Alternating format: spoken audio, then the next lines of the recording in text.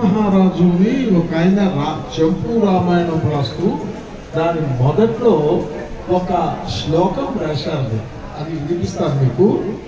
ఉచ్చైర్గతిర్జగతి సిద్ధ్యతి ధర్మతశ్చేత్ తస్య ప్రమాచవచనైః కృతకేతరైశ్చేత్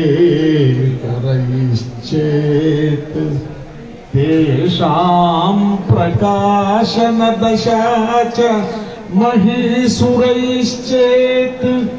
తానంతరేణ నిపతేత్ ప్రణామః అని భోజ మహారాజు ఆయన చేసిన ఒక నమస్కారాత్మక మంగళం, నమస్కార రూపంలో మంగళం చేశారు. ఆ కావ్యంలో మొదట్లో ఏమిటంటే దాని అర్థము ఉచ్చైర్గతిర్జగతి సిద్ధ్యతి ధర్మతశ్చేత్. లోకంలో ఉన్నత స్థితి అనేది ధర్మం వల్లనే ఏర్పడేటట్లయితే అంటే సందేహం అని కాదు, ధర్మం వల్లనే ఏర్పడుతుంది ఉచ్చస్థితి. ఉచ్చైర్గతిర్జగతి సిద్ధ్యతి ధర్మతశ్చేత్. ధర్మం వల్లనే జరిగేటట్లయితే ధర్మం వల్లనే జరుగుతుంది అని అంటే ఆ చేత్ అనే శబ్దానికి మనకు ఒక రకంగా సందేహంలాగా అనిపిస్తుంది, కానీ ఇది నిశ్చయార్థకము అని వ్యాఖ్యాతం రాశారు. తప్పనిసరిగా ఉన్నత స్థితి లోకంలో జరగటము అంటే ధర్మం వల్లనే జరుగుతుంది, ఇంకో దాని వల్ల కాదు. అయితే ఆ ధర్మము మనకు ధర్మం వల్ల ధర్మం ఎట్లా తెలుస్తుంది? తెలిసిన తర్వాత కదా మనం ఆ ధర్మాన్ని ఆచరించవలసింది. తస్య ప్రమాచ కృతకైర్ముఖ్యాల వల్లనే ధర్మం యొక్క యథార్థ జ్ఞానం మనకు ఏర్పడుతుంది. ధర్మం అంటే ఇది అధర్మము, ఇది ధర్మము, ఇది అధర్మము అనే విషయాలు కృతకేతరములైన కృతకములు కాని మాటల ద్వారా తెలుస్తుంది. ఏమిటి కృతకములు కాని మాటలు అంటే? వేదవాక్కులు. కృతకములు అంటే మనం మాట్లాడేవన్నీ, కృతకములు కానివి అంటే వేదవాక్కులు. అవి అపౌరుషేయములు, ఎవరు రాస్తే వచ్చినవి కాదు. ఈశ్వరుడు కూడా వాటిని వ్రాయలేదు, ఈశ్వరుడు వాటిని మనకు అభివ్యక్తం చేశాడు, మనకు బోధిస్తున్నాడు, అంతవరకే తప్ప ఆయన వ్రాసినవి కాదు.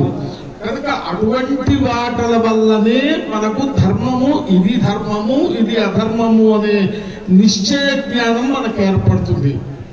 పోనీ ఇది ఏర్పడ్డా వీటిని తెలియచెప్పేవాళ్ళు ఎవరు? ఈశ్వరుడు చేశాడు, ఈశ్వరుడు మనకు తెలియజేశాడు. ఆ సృష్టి మొదట్లో ఉన్న ఋషులకు వాళ్లకు తెలియజేశాడు. ఇప్పుడు మనకందరికీ తెలిసేది ఎట్లా?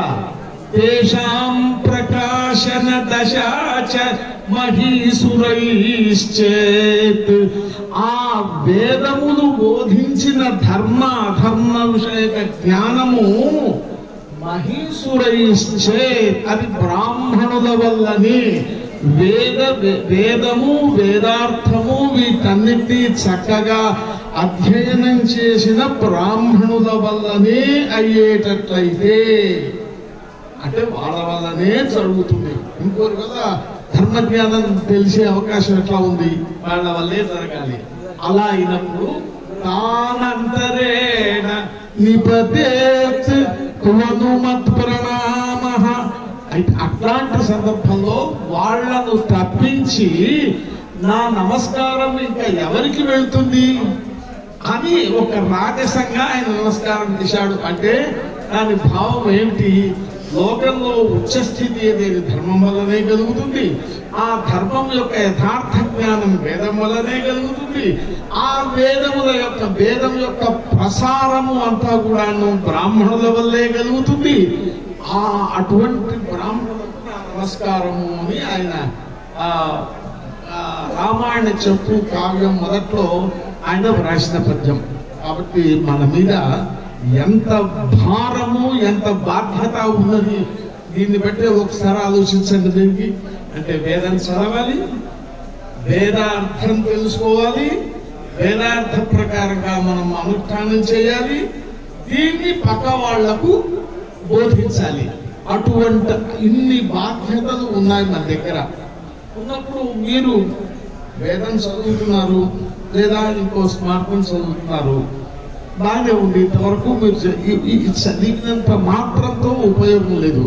దీనితో పాటు నిజంగా కొంచెం కష్టంగా ఉంటుందేమో అని సంస్కృత భాషా జ్ఞానం చాలా అవసరం. సంస్కృత భాషా జ్ఞానం ఉంటే కానీ ఇప్పుడు మీరు ముఖ్యంగా ఈ వేదం చదివే వాళ్ళు సరే, వీళ్ళు మన ఏ ఆశీర్వచనాలకు పారాయణాలకు వెళ్తారు. వీళ్ళ దగ్గర పెద్దగా అవసరం ఉందో లేదో తెలియదు. కానీ మరి స్మార్థం చేసే వాళ్ళ దగ్గరికి వెళ్ళినప్పుడు వాళ్ళు సంకల్పాలు చెప్పాలి. సంకల్పంలో మార్పులు ఉంటాయి. అది స్త్రీలకు సంబంధించిందా పురుషులకు సంబంధించిందా ఇది చేసేటప్పుడు దాంట్లో మీరు మీకు స్మార్థం వాళ్ళకు తెలిసే ఉంటుంది. అస్మత్ పితు గోత్రస్య నామధేయస్య ఇలా కూర్చోట శర్మణి రూపాయ మారాలి. ఇవి ఇప్పుడు అక్కడి నుంచి ఈ ఒక చోట రూపాయ ఉంది కదా అని అస్మత్ పిత్రాయ అన్నాడు అనుకోండి, ఎగిరిపోతుంది. మాత్రాయ అంటే ఎగిరిపోతుంది. ఇక్కడ మాత్రే అనాలి, అక్కడ పిత్రే అనాలి, ఇంకో చోట మాతృ అనాలి, ఓసారి రూపాయ అనాలి, ఓసారి రూపాయ అనాలి. ఇవన్నీ ఎట్లా తెలుస్తాయి? మీరు ఎంతని కంఠస్థాన్ని ఇవన్నీ బట్టి పెడతారు. మీరు పుస్తకంలో ఉన్నాయి, భారత వారి పుస్తకంలోనూ లేదా ఇంకో మార్పు వారి పుస్తకంలోనూ ఉన్నాయి. వీటి మీరు కంఠస్థం చేస్తారు. కంఠస్థం చేస్తే అట్టనే గుర్తుంటాయని నమ్మకం లేదు. ఇవి ఎందువల్ల ఇట్లా అనాలి అనే జ్ఞానం మీకు కలగాలి అంటే సంస్కృత భాషా జ్ఞానం మీకు చాలా అవసరం. సంస్కృత భాషా జ్ఞానం కనీసం అది సంస్కృత భాషా జ్ఞానం ఉంటే మీకు చక్కగా రాణిస్తారు. లేదు ఇట్లా ఎప్పుడైనా తప్పులు వస్తాయి అనుకోండి, తెలిసిన వాళ్ళు ఎవరైనా పక్కన ఉంటే వాళ్ళలో మీరు కొంచెం తప్పు అవుతారు. అయ్యో వీడికి ఇది కూడా విభక్తి జ్ఞానం కూడా లేకుండా మీరు ప్రవచనం చేస్తాడే అని తక్కువదనం వస్తుంది. అది లేకుండా ఉండాలి అంటే మీరు చక్కగా సంస్కృత జ్ఞానాన్ని సంస్కృతంతో పాటు అంటే వేదంతో పాటుగా అదే మాదిరి దీంతో పాటుగా దేని స్మార్థంతో పాటుగాను సంస్కృత జ్ఞానాన్ని అలాగే కొంచెం వీలైతే కొంచెం పైకి వెళ్తే కొంచెం విచారాత్మకంగా మీకు తెలిసే జ్ఞానం శాస్త్ర జ్ఞానానికి కొంచెం ఆ పైకి వెళ్ళగలిగితే అక్కడికి కూడా వెళ్తే మీకు ఉండే గౌరవం చాలా బాగా పెరుగుతుంది. అలాగే దాన్ని మనం ఈ జంప్ చేస్తుండటము, మంత్రాలు చదివినప్పుడు జంప్ చేయడము, అది కంఠస్థం రాకుండా పుస్తకం చూసి ఈ రోజుల్లో మనం చాలా మంది చూస్తున్నాం. దానికి ఈ సెల్ ఫోన్ పెట్టుకొని పారాయణాలు చేసేవాళ్ళు, సెల్ ఫోన్ పెట్టేసి అన్నసూక్తం చెబుతున్న వాళ్ళు చాలా మంది చూశారు. దానికి మరి ఇది కర్మ కథా లిఖిత పాఠక అని షడైతే పాఠకాధమాహ. వీళ్ళు 6 అధమ పాఠకులు.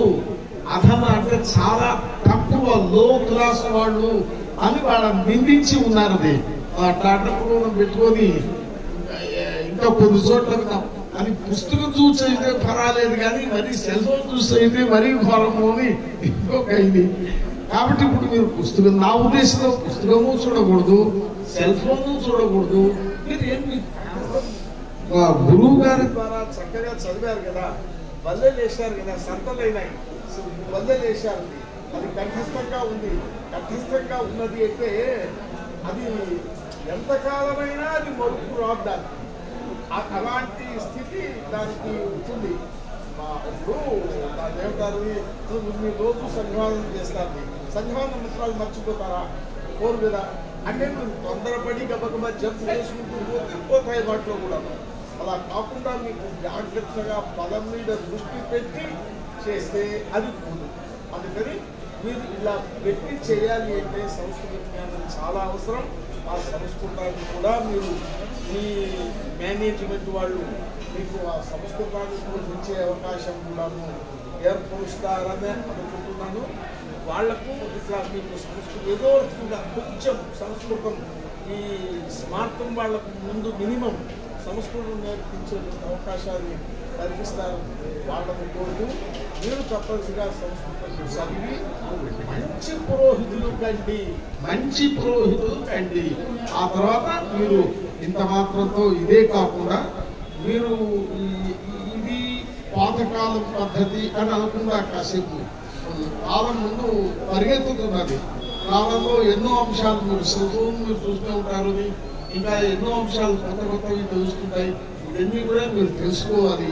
కాబట్టి మోడర్న్ థింగ్స్, ఆధునిక విషయాలు తెలుసుకుంటూ ఈ చదువుకుండే విద్యను గట్టిగా చేసుకుంటూ దీన్ని దృఢంగా ఉంచుకోవడానికి సంస్కృత జ్ఞానం కూడా చేసుకుంటూ ఉత్తరోత్తర మంచి అభివృద్ధిని సాధిస్తారు అని నమ్ముతూ ఇంతతో సెలవు తీసుకుంటాను.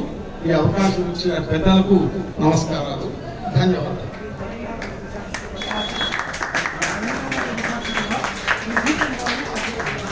ఈ తెలంగాణలో ఉన్న వేద శాస్త్ర సభ ఇతోధికంగా ప్రతి దినదినాభివృద్ధి పొందాలి అని ఆశిస్తున్నాం.